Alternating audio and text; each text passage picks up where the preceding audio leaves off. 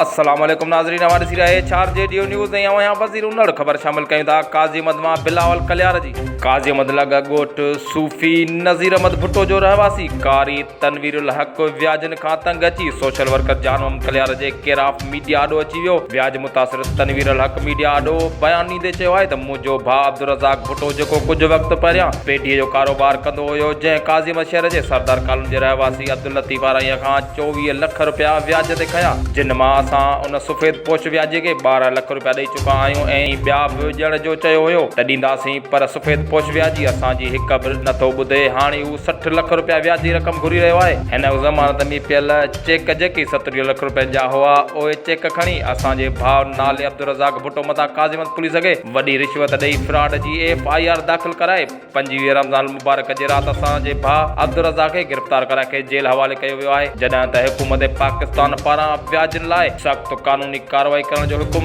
त जारी कयो वियो आहे। हिते हथ धर्मी ऐं चंद टकनि एवज़ पुलिस बि असांजी हिकु नथी ॿुधे। असां SSP शहीद बेनज़ीराबाद, DIG शहीद बेनज़ीराबाद ऐं सुप्रीम कोर्ट ऑफ पाकिस्तान खां मुतालबो था कयूं हिन व्याज खोर मां असांखे आज़ादु कराए असांखे जानी ऐं माली नुक़सान खां बचायो वञे। वो जो आहे क़ुरान ते हथ रखियल मां खोले ॻाल्हि नथो करे सघां, लेकिन इहो आउं ज़रूरु चवां त व्याजी आहे। व्याजी आहे कॾहिं खां आहे?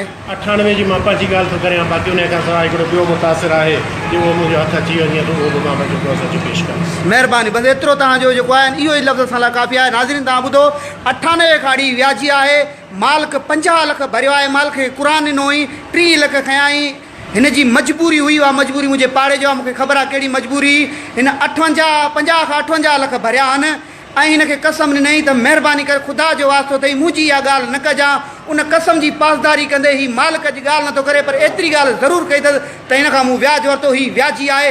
अञा मां सबूत पेश कंदुसि। अस्सलामुअलैकुम, मैं अब्दुल बेटा फ्रॉम सुल्तान गल कर रहा। मेरी अपील है कि मेरे व्याजियां जेड़ा FIR बदवा दिता है तो साढ़े अदालत उज़मा तो ये अपील है कि उन्होंने रिहा किया जाए, उन्हें इंसाफ किया जाए, सानू उन्हें ईद ही नहीं करने दी। एडा जुल्म है, ऐसे करो अदालत उज़मा तो अपील है इन व्याजियां लगाम दी जाए। 4J न्यूज़ में फ़िलहाल एतिरो ई। वधीक ख़बर अपडेट लाइ ॾिसंदा रहो 4J न्यूज़।